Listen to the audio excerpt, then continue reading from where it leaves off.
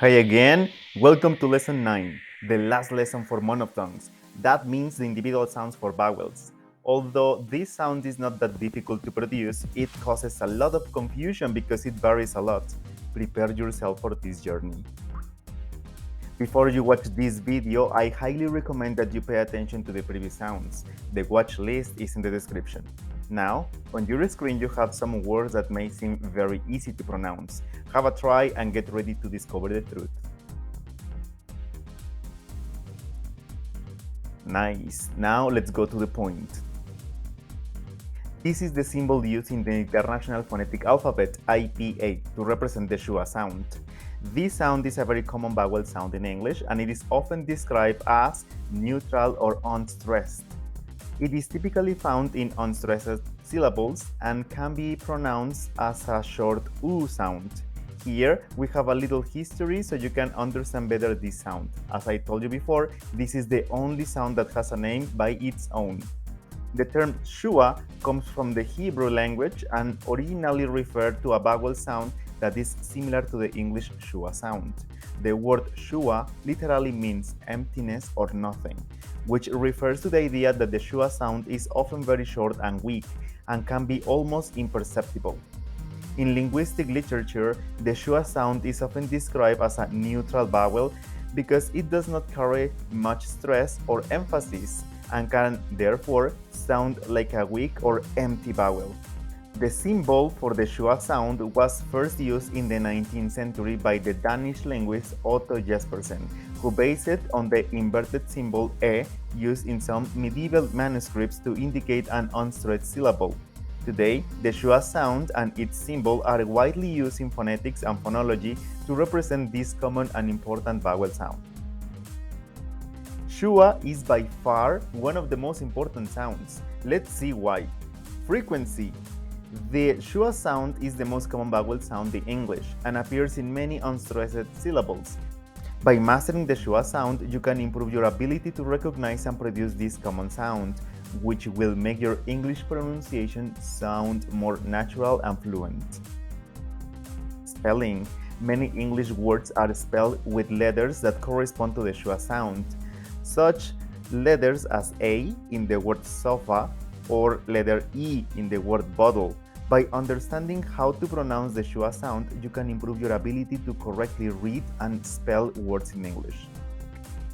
Stress and rhythm. The Schwa sound plays an important role in English stress and rhythm because the Schwa sound is often unstressed.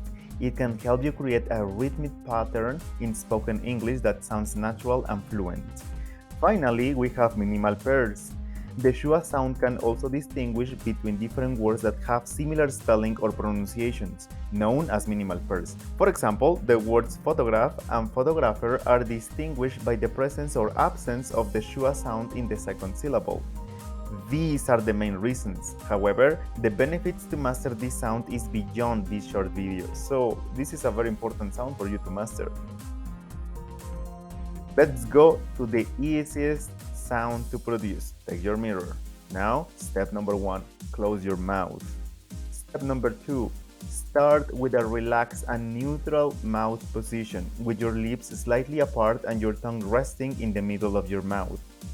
Step number 3, keep your lips and tongue in a neutral position, without moving them or tensing them up. Step number 4, allow your vocal cords to vibrate gently to produce the sound. Step number 5, keep the sound short and weak, as the Schwa is typically a very short and unstressed sound. Listen.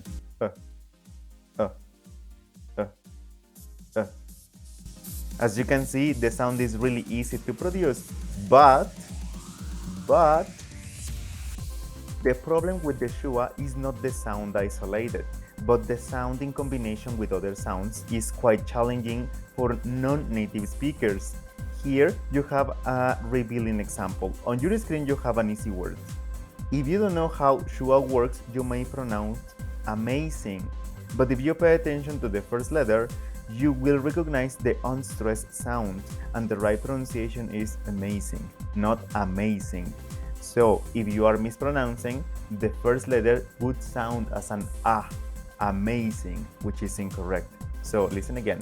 Amazing, incorrect. And the correct is amazing. Here I have another example that is even easier to recognize. If you cannot pronounce correctly, it sounds apple or apple, but the right pronunciation is apple. In this case, you can see that out of the blue, the Schwa pops. But what happened for those people who mispronounce? Well, Schwa is not part of the Spanish phonology, and therefore this sound can be easily confused with stressed vowels. For Spanish speakers, the word apple may sound as an E for apple or O for apple, but that's a fake sound. There are many cases for non-native speakers in which the mother tongue interferes with the right decoding of the sounds. So listen again, apple or apple. The right pronunciation with Schwa is apple.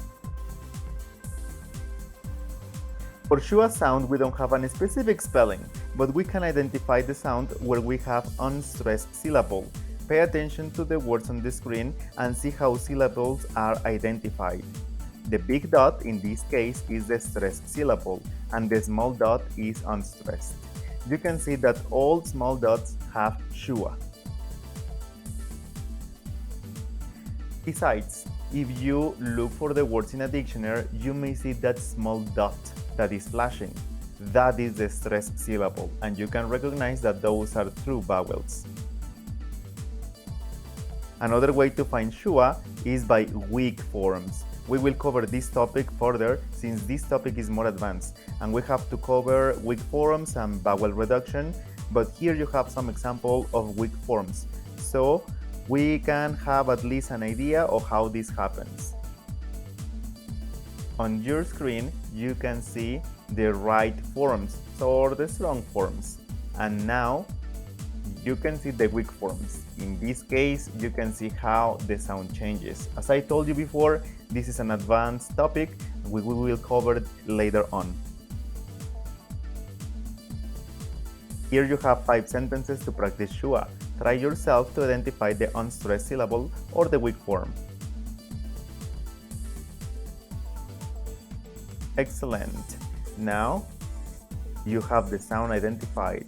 So try to produce the sound as soft as possible. Pause the video so you can do it at your own pace.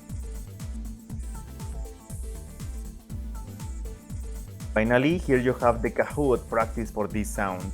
On the left, the code is to play in a classroom or with your friends. On the right, it is for your personal development. The links are in the description as well. Play and share, it's free.